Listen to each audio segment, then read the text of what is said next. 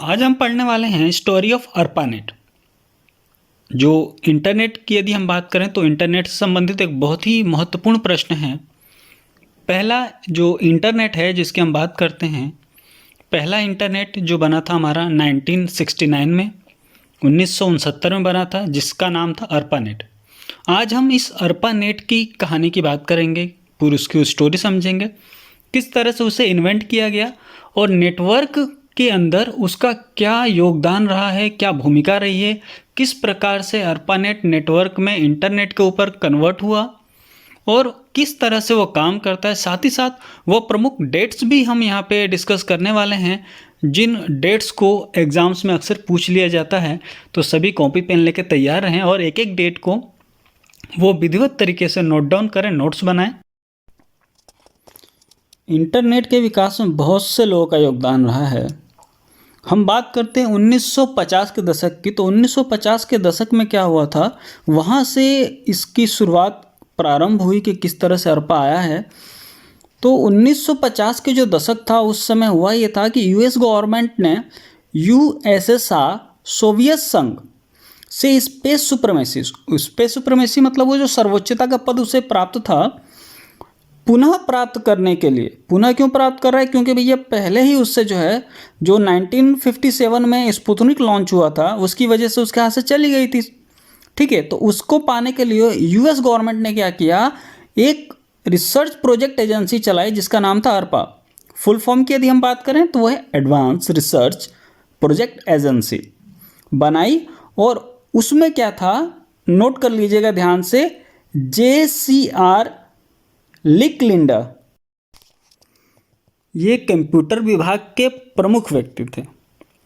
अब बात करें कि अर्पा नेट किस तरह से बना। अभी तो हमने बात की अर्पा की, है ना, एडवांस रिसर्च प्रोजेक्ट एजेंसी।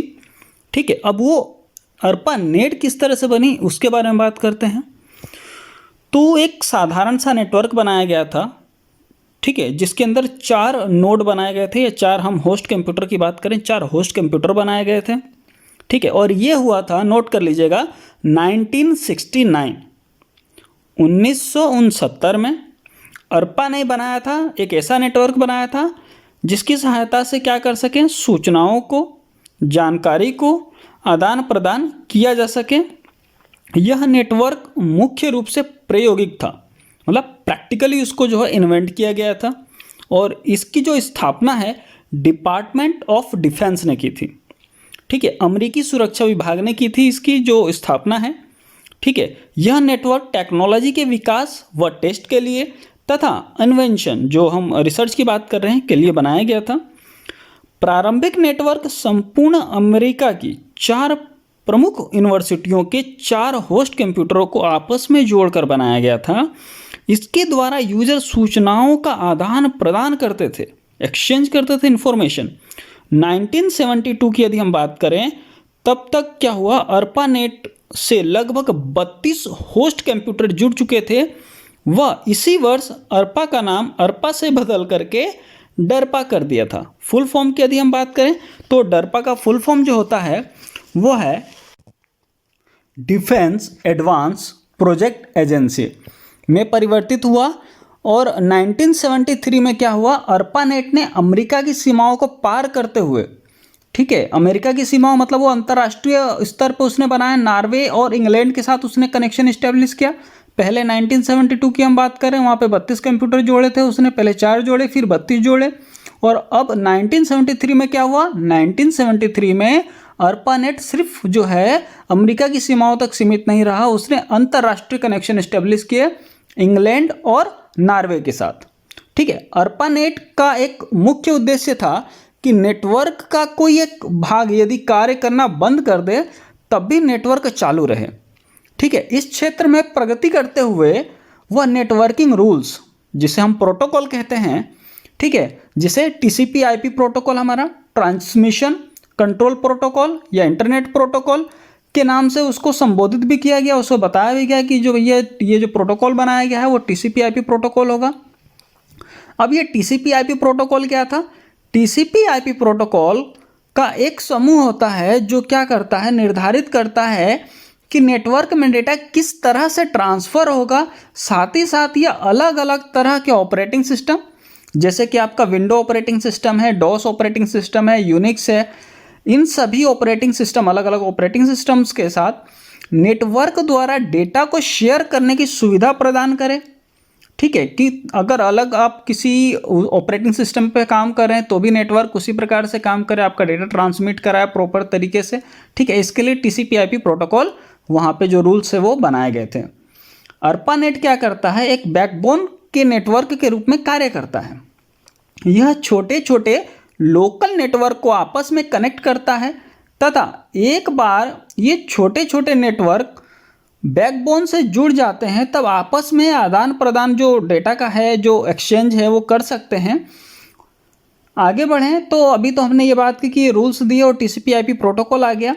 अब 1983 की यदि हम बात करें तो 1983 में क्या हुआ था, 1983 में DARPA ने यह तय कर दिया कि ARPANET से जुड़ने वाले कंप्यूटर के लिए TCP/IP एक स्टैंडर्ड प्रोटोकॉल सेट होगा। ठीक है, मतलब कोई भी अगर आप ARPANET से नेटवर्क पे कोई कंप्यूटर जोड़ना चाहते हैं तो उसको TCP/IP स्टैंडर्ड प्रोटोकॉल को फॉलो करना होगा। इस समय जो है TCP/IP प्रोटोकॉल जो है या TCP/IP जो सेट है वो मुख्य रूप से अनिवार्य तो कर ही दिया गया था, साथ ही साथ उसे मुफ्त भी कर दिया गया, मुफ्त उपलब्ध करा दिया गया ताकि सभी आसानी से इसका प्रयोग कर सकें। ठीक है, आज जो इंटरनेट का स्वरूप हमारे सामने आया है, जिसे हम नेटवर्क ऑफ नेटवर्क्स कहते हैं, इसमें TCP/IP प्रोटोकॉल का प्रयोग होता है। इसे TCP/IP इंटरनेट भी कहते हैं। ठीक है, चलिए बात करें आगे तो 1970 के दशक में जो विशेष घटनाएं घटित हुई थी उनके बारे में भी थोड़ी बात कर लेते हैं। 1972 में NCSA national centre for super computing applications ने एक रिमोट लॉगिन बनाया। रिमोट लॉगिन क्या है, जिससे किसी दूर के कंप्यूटर को आसानी से जोड़ा जा सके, उसके लिए एक टेलनेट एप्लीकेशन बनाई। ठीक है, वर्ष 1972 या 1973 में अगर हम बात करें, ठीक है, तो 1973 में क्या हुआ, नेटवर्क कंप्यूटर्स के बीच में फाइल्स के ट्रांसफ़र के लिए एक standard FTP file transfer protocol बनाया गया। 80 के दशक की यदि हम बात करें तो अभी हमने बात की थी 1983 में TCP/IP प्रोटोकॉल बनाया गया था, जो एक स्टैंडर्ड प्रोटोकॉल सूट बना हुआ इंटरनेट का जो है, इसी के द्वारा इंटरनेट एक्सेस किया जा सकता था, ये कंपलसरी कर दिया गया था। ठीक है, 1986 में NSF नेशनल साइंस फाउंडेशन ने 6 सुपर कंप्यूटिंग सेंटरों को आपस में जोड़ा व नेटवर्क को NSF नेट या NSF नेट बैकबोन नाम दिया। ठीक है, 1989 की यदि बात करें तो 1990 में NTSF नेट बैकबोन नेटवर्क को T1 में परिवर्तित किया गया। इसका मतलब था कि 1 सेकेंड में 1.5 मिलियन बीट डेटा या 50 कैरेक्टर पेज को ट्रांसफ़र करने की क्षमता रखता है। बात करें 90 के दशक की तो 1990 में ARPANET को भंग कर दिया गया था। 1991 में मिनेसोटा यूनिवर्सिटी में गोफर को विकसित किया गया।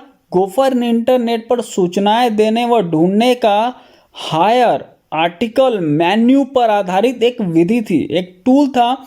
इस टूल ने इंटरनेट को और अधिक आसान बना दिया और इसी के चलते यहाँ पे जो है ARPANET को भंग किया गया। तो आज हमने जो आज का हमारा पूरा का पूरा सेशन रहा है, ये रहा है ARPANET के ऊपर, किस तरह से उसकी उत्पत्ति हुई और किन किन चरणों में उसमें क्या क्या विकास प्रक्रियाएं की गई। आई होप आप सभी को ये जानकारी बहुत अच्छे से समझ में आ गई होगी और काफ़ी रोचक भी लगी होगी। इन सभी डेट्स को आप ज़रूर अपनी डायरी में, अपने नोट्स बुक में मेंशन कर लें, क्योंकि इससे जुड़े हुए प्रश्न वो आपके कॉम्पिटिटिव एग्ज़ाम में भी पूछे जा सकते हैं और ये बहुत ही महत्वपूर्ण डेट है, बहुत ही महत्वपूर्ण प्रश्न बन सकते हैं इनके ऊपर। धन्यवाद।